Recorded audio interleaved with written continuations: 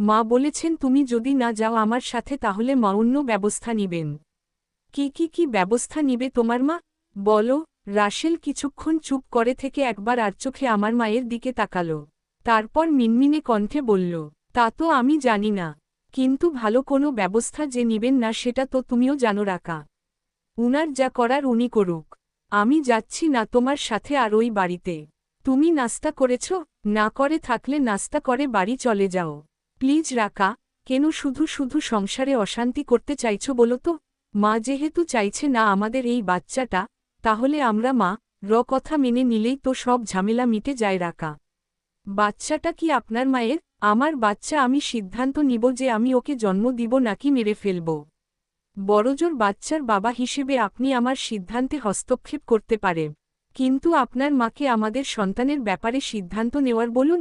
বিয়ের পর আজ পর্যন্ত উনার কোন কথা মেনে চলিনি আমি কখন ঘুমাবো, কখন উঠব, কখন খাব, কখন কাজ করব, কখন পড়তে বসব, কখন আপনার সাথে সময় কাটাবো, এমনকি কখন আপনার সাথে শুব সেটা পর্যন্তও পারে না আপনার মা ডিসাইড করে দেয়। কিন্তু আর কত, একটা প্রাণ হত্যার হুকুম দিবে আর আমি সেটাও চুপচাপ পালন করব? আর আপনি, আপনার কি নিজস্ব মতামত বলতে কিছুই নেই? আপনার মা যা বলবে তাই? আপনাকেও না আমার একদম সহ্য হচ্ছে না এই মুহূর্তে। যান, এক্ষুনি বেরিয়ে যান আমাদের বাড়ি থেকে।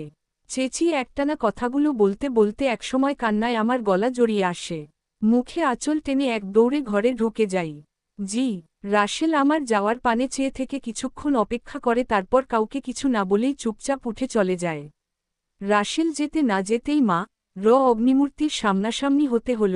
ওরে পোড়ামুখী জামাইটাকে এইভাবে ফিরায় দিলি কেন? কিসের এমন দেমাগ তোর? তোর বাপের কি গোলা ভরা ধান আছে যে সেই জোরে তুই তোর জামাই শাশুড়ির লগে এ কথা কস? একে তো শাশুড়িরে ফাঁকি দিয়া পলাইয়া আইসা একটা ভুল করছস, কপালটা ভালা বইলাই সকাল সকাল জামাই নিবার আইছিল। আর তুই কিনা তাচ্ছিল্য কইরা জামাইডারও খেদায় দিলি। জামাইর সংসার করতে হইলে মাইয়া মাইনসের অনেক কিছু মুখ বুইজ্জা সইবার লাগে, এমন গলা উচাইয়া কথা কইবার হয় না। আসুক আজ তোর বাপ ক্ষেত থেইক্কা, তোর কীর্তিকলাপ সব কইতাছি। আরে জামাই যদি এখন রাগ হইয়া তোরে তালাক দিয়া দেয় তাইলে তুই তখন কার ঘাড়ে বইয়া খাবি ক? পেডের মধ্যে তো আরেকটারে বড় করতাছস, ওইডার দায়িত্ব নিব ক্যাডায়? তোর ছোট দুইটা বইন যে বিয়ার লাখ হইছে সেই খেয়াল কি আছে তোর? আহ, কি হইব গো আমার কপালে, আমি আর পারতাছি না এই জগৎ সংসারে টিকিবার। কতগুলো কথা শুনিয়ে কপাল চাপড়াতে চাপড়াতে মা চলে গেলেন। আমি মাথা নিচু করে চুপ করে বসেই রইলাম। চোখ দিয়ে টপাটপ পানি পড়ছিল। আসলে মা তো ভুল কিছুই বলেনি। কৃষক বাবার একার রোজগার দিয়ে যেখানে মা, ছোট দুইটা বোন আর ছোট্ট একটা ভাইয়ের পেট চলে, সেখানে আমার এমন অপ্রত্যাশিতভাবে উড়ে এসে জুড়ে বসা তো তাদের ক্ষুধার্ত উদ্রে লাথি দেওয়ার মতনই হয়ে গেল।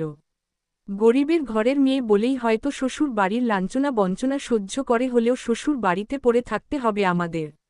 আজকে আমার বাবার যদি অনেক টাকা পয়সা থাকত তাহলে তো আমার ভরণপোষণ নিয়ে মাকে এত চিন্তা করতে হতো না। শ্বশুর বাড়িতে মেয়ের একটু কোনো সমস্যা হলেই নিয়ে আসতো নিজের বাড়িতে, কিংবা তখন দেখা যেত আমার শাশুড়িও হয়তো আমাকে তুলো তুলো করে পালছে। মা একটা কথা আমার খুব করে কানে বাজতে লাগলো সারাক্ষণ। সত্যিই কি রাসেল আমাকে তালাক দিবে যদি আমি ওর মায়ের কথা না শুনি? রাসেল এটা পারবে আমার সাথে করতে? যদি আসলেই তালাক দেয় তাহলে আমি কই যাবা, কি করব তখন? আমি দিকভ্রান্ত হয়ে চিন্তা করতে থাকি, করতেই থাকি, যে চিন্তার কোনো শেষ নেই, কোনো দিককুল নেই। দুচোখ শুধু অন্ধকার আর অন্ধকার দেখি আমি। 2 দিন পর আমার শাশুড়ি আর বড় যা এসে হাজির হয় আমাদের বাড়িতে। তারা আমাকে নিতে এসেছে। আমি শাশুড়ির মুখের উপর সোজাসাপটা বলে দিলাম, উনি যেটা চায় সেটা কখনোই হবে না। শাশুড়ি মা বললেন, এটা নিয়ে কথা বলবো কিন্তু এখানে না, আগে বাড়িতে চল। আমার বড় যাও অনেক করে বুঝাতে লাগল বাড়িতে ফিরে যাওয়ার জন্য। সেখানে সবাই একসাথে বসে বুঝে শুনে একটা সিদ্ধান্ত নেওয়া যাবে। ক্লিনিক থেকে পালিয়ে যাওয়ার 4 দিন পর অবশেষে আমি শাশুড়ি ও বড় যা এর সাথে আবার শ্বশুর বাড়িতে ফিরে আসি।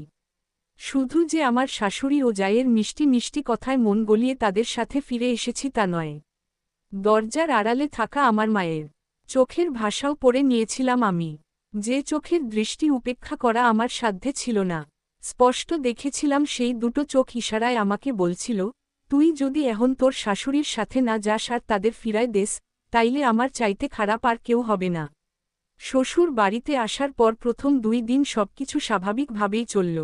কেউ আমার গর্ভের সন্তানকে নিয়ে কোনো কথাই তুলল না। আশ্চর্যজনকভাবে এই 2 দিন আমার শাশুড়ি তো আমার সাথে কোনো খারাপ ব্যবহার করলই না, বরং আমার ডাকখোঁজ দিয়ে রাখল। আমার মনের গোপন কোনো অংশে হয়তো এই আশা বাসা বাঁধতে শুরু করেছিল, হয়তো সবাই মেনে নিয়েছে আমার সন্তানকে, আবার এটাও মনে হচ্ছিল, বড় কোনো ঝড় আসার পূর্বে যেমন সব কিছু থম মেরে থাকে, হয়তো এখন সেটাই চলছে। হয়তো বড় কোনো ঝাপটা আমার সামনে আসতে চলেছে। হলোও তাই। তৃতীয় দিন সন্ধ্যাবেলাতেই আমাকে শাশুড়ির একটা বড় সিদ্ধান্তের মুখোমুখি হতে হল। সবার সামনে ডেকে নিয়ে শাশুড়ি আমাকে তার পাশে আদর করে বসালেন। তারপর মাথায় হাত বুলাতে বুলাতে হাসি মুখে বললেন, ছোট বৌমা, আমরা সবাই সিদ্ধান্ত নিছি আমরা আমাগো নাতনিডারে পৃথিবীর আলো দেখামু।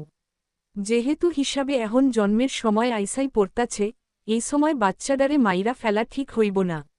সত্যি আম্মা, আমি খুশিতে শাশুড়ি মাকে জড়িয়ে ধরলাম। গত 3 বছরে এই প্রথম হয়তো আমি এত খুশি হলাম।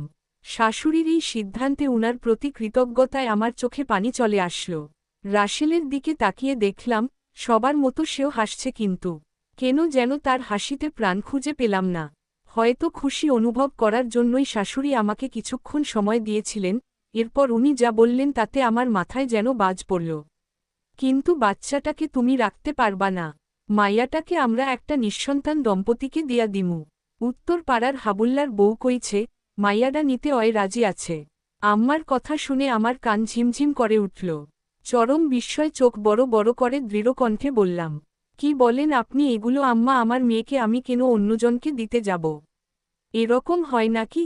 আমার মেয়ে আমার কাছেই থাকবে। না, আমি কাউকে দিতে পারবো না।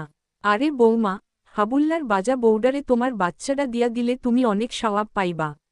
পরের বার যদি পেটে ছেলে বাচ্চা আহে তাহলে তুমি নিজের লাইগা ওইডা রাইখা দিবা, তাইলেই তো হইয়া গেল। আম্মা, আমি আমার বাচ্চা কাউকে দিব না, এটাই আমার শেষ কথা। আমার পেটের বাচ্চাটা মেয়ে, তা বলেই তো আপনার এত সমস্যা আম্মা? আপনি নিজেও তো একজন মেয়ে আম্মা। আপনার কিসের এত বিদ্বেষ মেয়ে সন্তান জন্মদানে বলবেন একটু? মেয়ে সন্তান কি আল্লাহর সৃষ্টি না? আল্লাহই তো নিজের সিদ্ধান্তে মানুষের গর্ভে ছেলে বা মেয়ে সন্তান দেন। তাহলে আপনি কি আল্লাহর সিদ্ধান্তকে পায়ে ঠেলার? ছেলে হলেই রাখবেন আর মেয়ে হলে মেরে ফেলবেন বা বাচ্চা পয়দা করিয়ে তারপর আরেকজনকে দিয়ে দিবেন, এটা কেমন নিয়ম আপনার? আপনি আমার গুরুজন, আপনার সব কথা মেনে চলি আমি, ঠিক আছে, তাই বলে অন্যায় কিছু বললে সেটা অবশ্যই মানব না। আপনি আমার সওয়াবের কথা বলছেন কি? নিজে যে কত বড় গুনার ভাগিদার হচ্ছেন সেই খবর রাখেন? আমার দৃঢ় সিদ্ধান্ত আর করা কথা শুনে আমার শাশুড়ি যেন তেলে বেগুনে জ্বলে উঠলেন। লাফ দিয়ে উঠে আমার সামনে এসে দাঁড়ালেন। তিনি তার ভালোমানুষির মুখোশটা এবার খুলে ফেললেন, যেটা উনি গত 2 দিন ধরে পড়েছিলেন। রাগে চোখ লাল করে উনি বললেন, আমি জানতাম এই বেদ্যপ মেয়েটা আমার কোনো কথাই শুনব না। উল্টা আরও কতগুলা কথা শুনাইয়া দিল দেখছস রাশেল? আমার অন্য কোনো বউ সাহস করব আমার লগে এগনি কথা কইবার? আমার পোলারা নাটুটি টাইন্না ধইরা ছিঁড়া ফালাইতো ওই বউয়ের। এই যে মাইয়া, তোর ব্যবস্থা আমি করতাছি। সোজা আঙ্গুলে ঘি না উঠলে আঙ্গুল বেকাও করতে জানে এই হোসনে আরা বেগম। একটা কথা আছে ন, যেমন কুকুর তেমনি মুগুর। এইবার সময় আসছে তোকে মুগুর দেখানোর। হায়রে, এমন দিনও আমার কপালে আছিল, পোলার সামনে বউ মায়েরে অপমান করে আর পোলা আমার খাড়ায় খাড়ায় দেখে। সবার কাছে অনুরোধ, আপনারা এখানের ফ্রি গল্প পড়ার পাশাপাশি আমাদের গল্প বাজার অ্যাপ থেকে পেইড গল্প পড়ে আমাদের সাপোর্ট করেন, না হলে ফ্রি গল্প দেওয়া সম্ভব হবে না। পেইড গল্প শুধু গল্প বাজার অ্যাপ পাবেন, সেগুলো অন্য কোথাও আর পাবেন না। যারা অ্যাপ থেকে গল্প পড়তে চান তারা প্লেস্টোর থেকে গল্প বাজার অ্যাপ ইনস্টল করুন অথবা এখানে ক্লিক করুন। আর যারা কিভাবে কিনবেন বুঝছেন না তারা এখানে ক্লিক করুন। আর যারা ইন্ডিয়া থেকে কিনবেন তারা গল্প বাজার পেইজে মেসেজ করুন অথবা এখানে ক্লিক করুন। কপট কান্নার ভান করে আমার শাশুড়ি সেখানেই মুখে হাত দিয়ে বসে পড়লেন। তার অন্যান্য ছেলেরা ও বউরা শোষব্যস্ত হয়ে গেল শাশুড়িকে সামলাতে। আমি শাশুড়ির কথার প্রত্যুত্তরে আরও কিছু বলতে যাচ্ছিলাম, তার আগেই রাশেলের রাশভারী কণ্ঠ আমাকে থামিয়ে দিল। চুপ, একদম চুপ। বড়দের মুখে মুখে কথা বলার স্পর্ধা দেখাবা না। আসো, আসো আমার সাথে। হাত ছাড়ো, আমাকে বলতে দাও। কিছু কথা উনাকে শোনানো খুব প্রয়োজন। তোমরা সব ভাইয়েরা তো নিজেদের বিচারবুদ্ধি সব খেয়ে ফেলছো। তোমার ভাবিরাও ঠিক সেই রকম, 10 ঘায়ও তাদের মুখে একরা আসবে না। কিন্তু আমি কেন চুপ থাকব? আমার বিবেকবোধ তোমাদের মতো অত বোতা না। আমাকে আর কিছু বলার সুযোগ না দিয়েই রাসেল হাত ধরে এক প্রকার টেনেই সবার সামনে থেকে বের করে নিয়ে আসল। ঘরে এসে রাসেল দরজা আটকে দিল ভিতর থেকে। তারপর আমার হাতটা ছেড়ে দিয়ে চুপ করে বসে রইল চকির উপর। প্রত্যেকবার শাশুড়ির সাথে আমার কথা কাটাকাটির পর রাসেল ঠিক এটাই করে। সবার সামনে থেকে আমাকে নিয়ে এসে ঘরের দরজা আটকে দিয়ে চুপচাপ বসে থাকে আর আমাকেও সামনে বসিয়ে রাখে। মাঝে মাঝে বেচারার উপর খুব মায়া হতো আমার। সে পারে না তার মায়ের মুখের উপর দুটো কথা বলতে, আবার কোনো এক কারণে সে আমাকেও কিছু বলতে পারে না। অসহায় নীরব দর্শকের ভূমিকা পালন করে যায় শুধু। আজ আর তার জন্য আমার বিন্দুমাত্রও সহানুভূতি জাগল না। আমাকে ওইভাবে থামিয়ে দিয়ে, কথা বলতে না দিয়ে টেনে নিয়ে আসার কারণে আমার মনে থাকা সমস্ত রাগ গিয়ে পড়ল রাসেলের উপরে। মনের যত রাগ আছে সব ইচ্ছে মতো ঝাড়লাম সব তার উপরে। এমনকি তাকে কাপুরুষ, পুরুষত্বহীন বলতেও বাদ রাখলাম না। আমার এতগুলো বকাঝকা আর কড়া কড়া কথার পরিপ্রেক্ষিতে রাসেল নির্লিপ্ততা জবাব ছিল, যত ইচ্ছে আমাকে ঝাড়ো, কিন্তু প্লিজ মা, মুখের উপর কিছু বলতে যেও না। আমি বুঝে গেছিলাম, রাসেলকে কথা শোনানো একদমই বেকার। রাতে না খেয়ে শুয়েই রইলাম। আজ একটাবারও আমাকে কেউ ডাকতে এলো না খাওয়ার জন্য। একটু পর রাসেলও খেয়ে দিয়ে পাশে এসে শুয়ে পড়ল। রাত কত হবে এখন? 12টা কি 1টা? গ্রামাঞ্চলে এটাই অনেক রাত। মনে অশান্তি আর পেটে ক্ষুধা থাকার কারণে একদম ঘুম আসছিল না। ঘাড় ফিরিয়ে রাসেলকে দেখলাম, হাত বুকের উপর ভাঁজ করে রেখে এক পা অন্য পায়ের উপর তুলে সোজা হয়ে শুয়ে দিব্যি ঘুমাচ্ছে। রাসেলের এই ঘুমের স্টাইলটা আমার কাছে বহুল পরিচিত। বিয়ের পর থেকেই তাকে এভাবে ঘুমাতে দেখে আসছি। অনেক চেষ্টা করেও দুচোখের পাতা এক করতে পারছিলাম না তখন বৃথা ঘুমের চেষ্টা বাদ দিলাম। প্রচণ্ড গরম লাগছে। যতই দিন যাচ্ছে শরীরটা কেমন বেড়েই চলেছে, কিন্তু গায়ের জামা তো সেই আগের মাপেই আছে। বাচ্চা পেটে আসার পর থেকে এখন পর্যন্ত নতুন কোনো জামা বানানো হয় নাই আমার। অন্য সবার মতো আমার পেট অত বেশি বড় হয়নি, এটাই যা রক্ষা। কষ্ট করে হলেও টেনেটুনে আগের জামাগুলো পরা যাচ্ছে এখন। গরম সহ্য করতে না পেরে হাঁসফাঁস করতে করতে হাত বাড়িয়ে মাথার কাছের ছোট্ট জানালাটা খুলে দিলাম। জানালা খুলে দিয়ে যেই না এপাশ হয়ে শুয়েছি রাতের নির্বতাকে ভেঙে দিয়ে রাসেল শান্ত কণ্ঠে বলে উঠল, এই সময়ও এমন টাইট টাইট জামা পরো কেন? পুরান জামা দিয়ে আর কতদিন চলবে? কাল দক্ষিণকান্দির রেশমির মা কাছে গিয়ে নতুন 2টা জামা বানাতে দিয়ে আসবা। আমি কিছুটা বিব্রত হলাম। প্রথমত রাসেল এতক্ষণ জেগেছিল অথচ আমি একটুও বুঝতে পারিনি।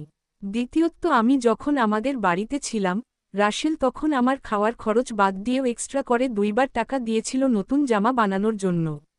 আমি জামা না বানিয়ে সেই টাকা সংসারে কাজে লাগানোর জন্য আমার মায়ের হাতে দিয়ে দিছিলাম। তখন মনে হয়েছিল পুরুষ মানুষ এতটা খেয়াল করবে না, নতুন কাপড় বানালাম কি না বানালাম। কিন্তু রাসেল যে আমার জামাকাপড়ের দিকে লক্ষ্য দিবে সেটা আমার একদমই মনে হয়নি। যাই হোক, অস্বস্তি কাটিয়ে উঠে আমি স্বাভাবিক কণ্ঠেই জবাব দিলাম, নতুন জামা বানানোর টাকা কে দিবে? তোমার জামাই কি বেকার? আমাকে নতুন জামা বানিয়ে দেওয়ার ব্যাপারে আমার শাশুড়ির কাছ থেকে যদি জামাই পারমিশন নিতে ব্যর্থ হয় তবে? শাশুড়ি পারমিশন না দিলে তো বেচারি বউয়ের সেই পুরান জামা দিয়েই চালিয়ে নিতে হবে। আমার সূক্ষ্ম এই খোঁচাটা রাসেলের গায়ে লাগল কিনা বোঝা গেল না। কারণ রাসেল কখনোই কোনো কিছুতে রিয়েক্ট করে না, তাই ওর মনের ভাব বা অনুভূতি অন্যের পক্ষে জানা বেশ দুষ্কর। আমি হাজার ঝগড়া করলেও, হাজারটা খোঁচা মারলেও সে চুপ করেই থাকে। তার এই স্বভাবের কারণে মাঝে মাঝে আমার খুব রাগ হয়। আবার মাঝে মাঝে ভাবি এই রোবটটার সঙ্গে আমার প্রেমটাই বা হলো কীভাবে। রাসেল কিছুক্ষণ চুপ থেকে টপিক চেঞ্জ করে অপেক্ষাকৃত শান্ত গলায় বলল, ঘুমাচ্ছ না কেন? ঘুম আসছে না? ভাতের সাথে রাগ করে লাভ কি? এই কথা আসছে কেন? তোমার পেটে এখন খুব ক্ষুধা তাই তুমি ঘুমাতে পারছ না। আমি জানি। আমি কিছু বললাম না, চুপ করে রইলাম। আমার আসলে কিছু বলারও নেই। আসলেই ক্ষুধায় পেট চো করছে। আমার নীরবতা দেখে রাসেলই আবার কথা বলল, টিনের কৌটায় বিস্কুট আছে। 3-4 দিন আগে কিনে রেখেছিলাম। রাতে আমার খুব ক্ষুধা লাগে আজকাল তাই। তুমি খাবে? দাও। রাসেল উঠে টিনের কৌটাটা আমার হাতে দিল। আমি অন্ধকারে বসে থেকে বুভুক্ষের মতো বিস্কুট খেতে শুরু করে দিলাম। আর সে টেবিলের উপরে থাকা খালি জগটা হাতে নিয়ে কলপারে চলে গেল পানি আনতে। খুব সকালেই ঘুম ভেঙে গেল আমার। পাশে চেয়ে দেখি রাসেলও সজাগ, উপরের দিকে দৃষ্টি নিক্ষেপ করে কি যেন ভাবছে আপন মনে। আমি আলগোছে তার হাতটা নিয়ে আমার পেটের উপর রেখে বললাম, সত্যি করে বলো তো রাশেল, এই বাচ্চার জন্য কি তোমার আদৌ কোনো অনুভূতিই নেই? তুমি আসলেই চাও এই বাচ্চা আমাদের না হোক? আমার স্পর্শে রাশেলের চিন্তায় ছেদ পড়ে গেছে আগেই, এবার আমার প্রশ্নে সে যেন অনেকটাই চমকে উঠল। তার মুখের ভ্যাবাচ্যাকা ভাব দেখে মনে হচ্ছে আমি তাকে এই মুহূর্তে পৃথিবীর সবচেয়ে কঠিন কোনো প্রশ্ন করে ফেলেছি। আমি রাশেলের মুখের পানে চেয়ে অধীর আগ্রহে অপেক্ষা করছি তার উত্তর শোনার। ভালো লাগলে লাইক কমেন্ট করে আপনার মতামত জানাবেন।